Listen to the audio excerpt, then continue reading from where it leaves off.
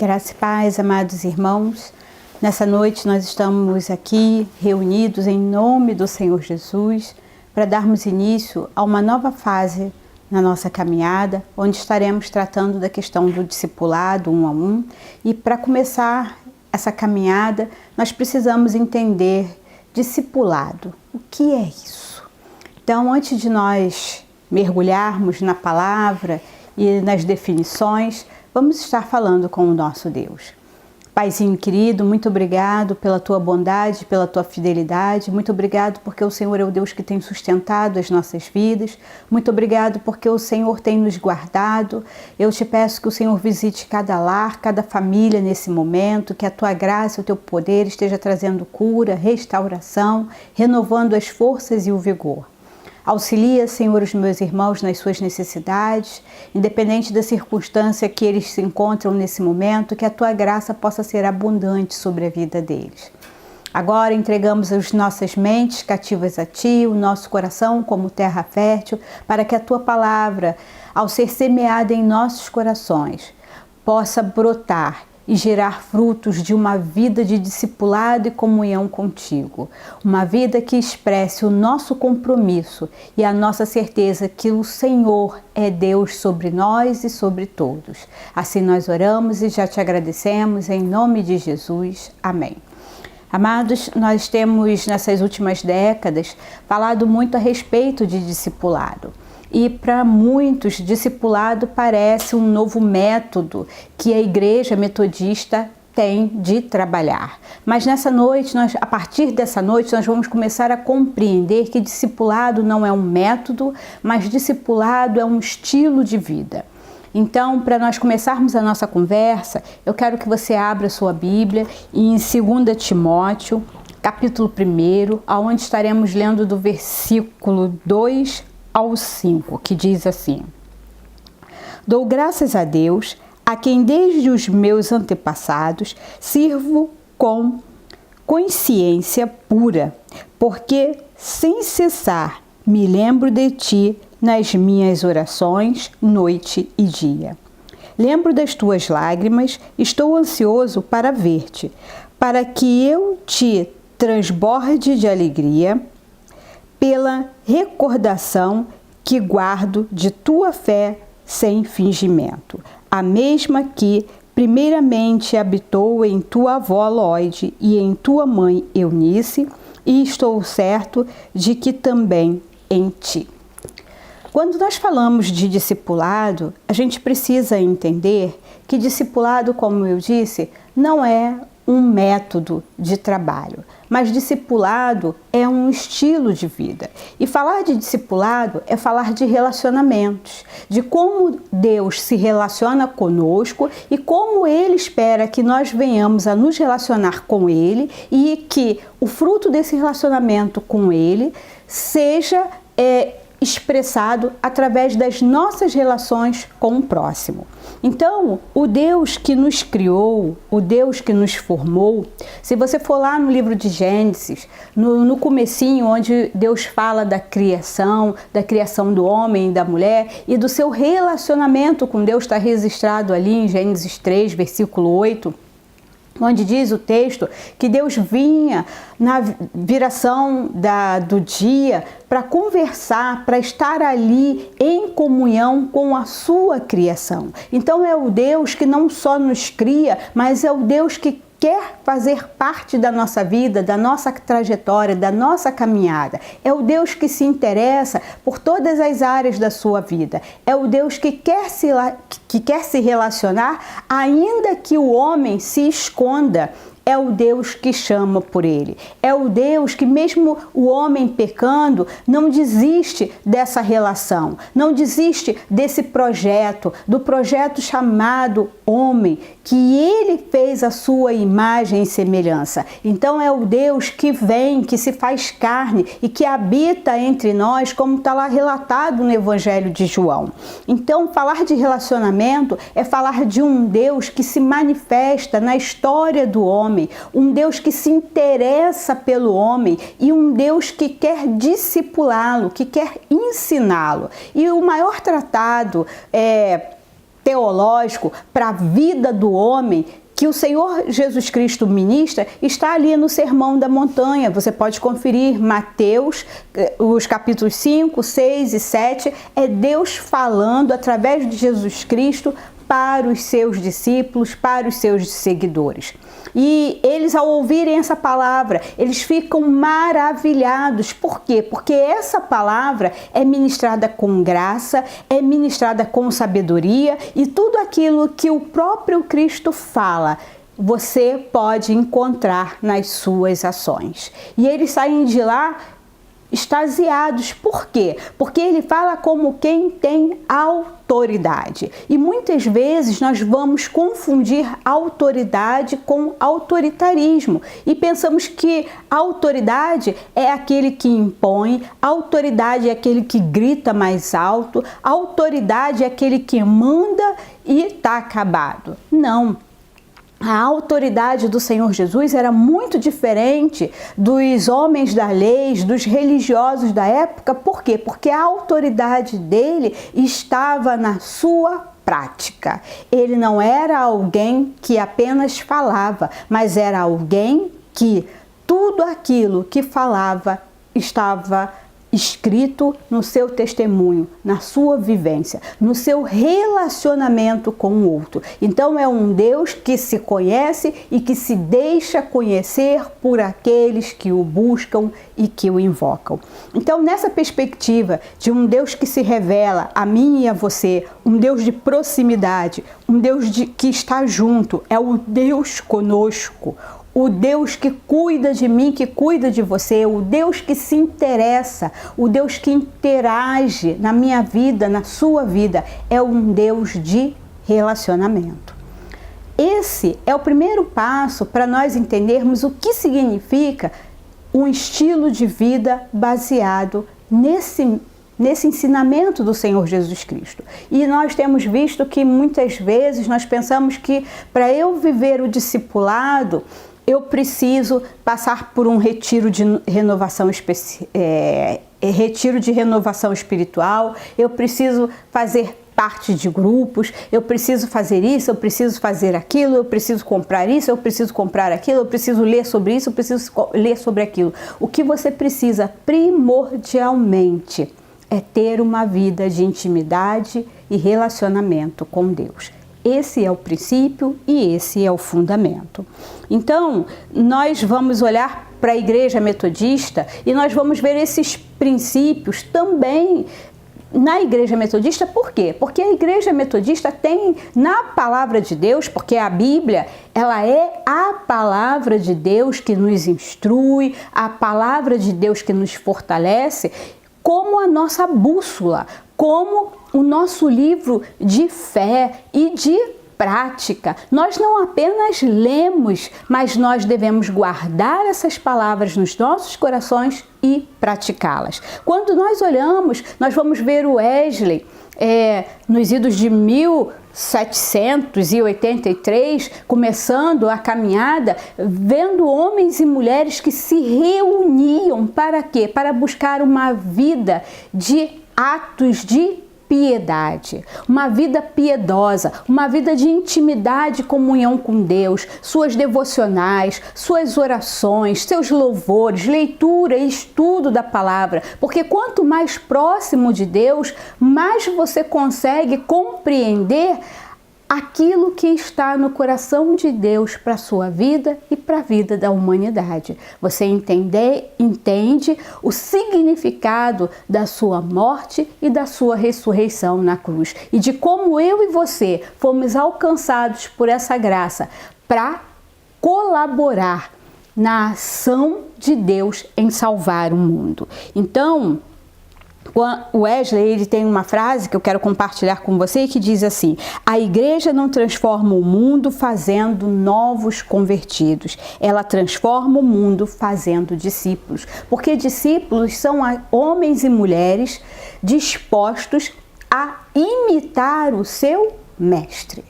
Quem é o nosso mestre? Se o nosso mestre é Jesus, se Jesus é o nosso modelo, eu penso como pensa Jesus, eu ajo como agiria Jesus, eu falo como falaria Jesus, Eu vivo como Jesus viveu.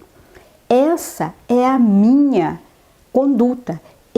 Essa é a minha forma de ser. Então, quando eu digo que discipulado é um estilo de vida, eu estou dizendo que o meu estilo de vida é viver segundo os ensinamentos e os preceitos do Senhor Jesus Cristo. E aí, o discipulado, ele precisa estar presente na nossa vida. Discipulado não é uma coisa que eu vou fazer nesse momento, porque a pastora está ali nos impelindo a trabalhar, a orar pelas vidas, a discipular vidas. Então isso é apenas uma fase, um momento na minha vida. Não, a minha vida, ela é uma vida de discipulado. Por quê? Porque eu entendo que aonde eu estiver, eu preciso comunicar a graça e o amor de Deus para com as pessoas. Eu preciso falar daquilo que Deus tem feito na minha vida e como Ele pode alterar a sua vida, a sua história, a sua trajetória. Se nós formos lá no livro de Mateus, né, um dos textos clássicos que nós temos no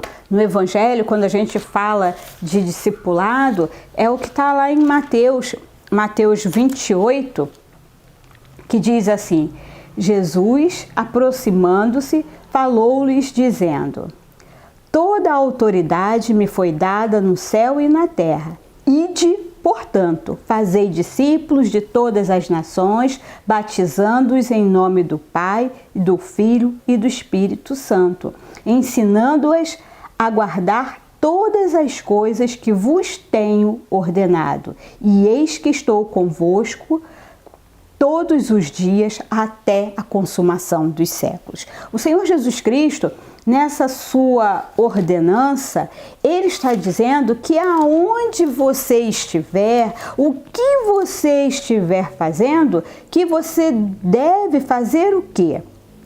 Viver de forma que as pessoas sejam discipuladas e que elas sejam alcançadas pela graça e pelo amor do Senhor Jesus Cristo através do seu relacionamento com elas.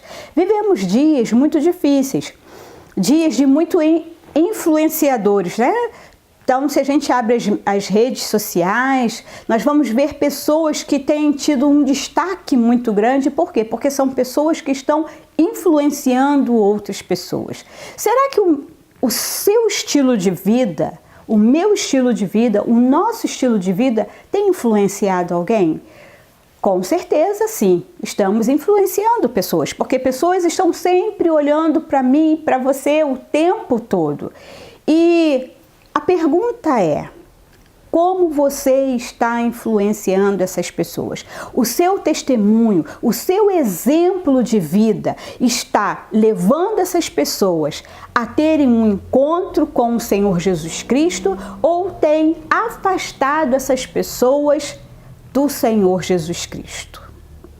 O seu estilo de vida anuncia o reino ou afasta as pessoas da presença de Deus? Apresenta um Deus de graça, amor e misericórdia ou apresenta um Deus cobrador, um Deus injusto, um Deus cruel, um Deus vingativo, um Deus violento, um Deus que faz acepção de pessoas? Como você tem vivido esse evangelho? Porque se eu entendo que discipulado é relacionamento, a forma como eu me relaciono com Deus vai interferir diretamente na minha forma como eu me relaciono com o outro. Então, esse é o grande detalhe na nossa caminhada. Então, a igreja precisa entender, você precisa entender que discipulado não é uma coisa que nós vamos fazer agora, nesse momento. Discipulado é um mandamento do Senhor Jesus Cristo. Então, você indo para a escola, você indo para o seu trabalho, você indo buscar seu filho na aula de balé, de inglês, você indo à padaria, no mercado, no portão, atendendo o carteiro, conversando com a sua vizinha, você, em todo momento, você está sendo observado. E o que as pessoas estão observando? O que você está comunicando? Quando nós olhamos para esse texto que nós lemos aqui no princípio, né, nós vemos que Paulo está falando com Timóteo acerca do desafio missionário, mas também ressaltando na vida dele que a educação cristã, o firme fundamento na fé na pessoa do Senhor Jesus Cristo, que Timóteo recebeu, herança que ele recebeu da sua mãe e da sua avó, fizeram a diferença na sua caminhada. Então, Paulo vai ressaltar que essa fé fervorosa, né, e autêntica que ele recebeu da sua mãe e da sua avó, o ajudou a ser quem ele é. Uma fé sem fingimentos. Muitas vezes nós aparentamos ter uma fé e uma confiança que não é real e não é verdadeira, porque na hora da dificuldade, na hora da adversidade, nós muitas vezes fazemos o quê? Queremos desistir, abandonar tudo, deixar tudo, quando nós deveríamos fazer justamente o contrário. Quando nós temos uma fé verdadeira na pessoa do Senhor Jesus Cristo, nós não desistimos. Sabemos que neste mundo temos lutas e aflições, que temos tempos de dificuldade, de tribulação, mas essa tribulação não tem poder para nos tirar da presença de Deus, de abandonar a obra de Deus, o serviço de Deus. Muito pelo contrário, quanto mais perseguido, quanto mais atribulado, mais perseveramos na presença do Senhor, mais adquirimos experiência no Senhor e entendemos que essa experiência gera esperança nos nossos corações, porque a nossa esperança não está em coisas, não está em pessoas, que podem falhar e que podem errar, mas está no Senhor Jesus Cristo, que é fiel pelo seu amor e pela sua palavra para cumprir e para fazer infinitamente mais do que pedimos e pensamos. Então, é uma fé alicerçada na obra de Deus. E Paulo vai ressaltar isso, que a atuação dessas mulheres de fé que amaram a palavra de Deus com tal intensidade, com tal profundidade, estudando e ensinando, porque o ato de educar é um ato de ensinamento. Quem tem criança pequena, e na grande maioria você já pôde observar isso, é um ato de amor, um ato de acompanhamento, é um trabalho, é um exercício diário e contínuo. Então isso é muito importante para a nossa caminhada. Então elas fazem isso, e isso foi o alimento necessário na vida do Timóteo para que ele enfrentasse os obstáculos, para que ele enfrentasse as dificuldades, na certeza de que Deus estava com ele, que Deus sustentava a ele e que Deus sabia de todas as coisas. Então, o seu filho, na fé, era orientado e lembrado. Paulo lembrava ele a importância disso. Por quê? Porque isso precisa ter importância. Lembra como você se converteu? Talvez você, como eu, tenha nascido no lar cristão, mas talvez não. Mas mesmo nós que nascemos no lar cristãos, temos pessoas na nossa caminhada que foram importantes, que nos instruíram e que nos ajudaram a alicerçar a nossa fé para que nós fôssemos quem somos hoje. Então, para superar os problemas e as dificuldades na condução da igreja, Timóteo deveria alimentar-se de quê?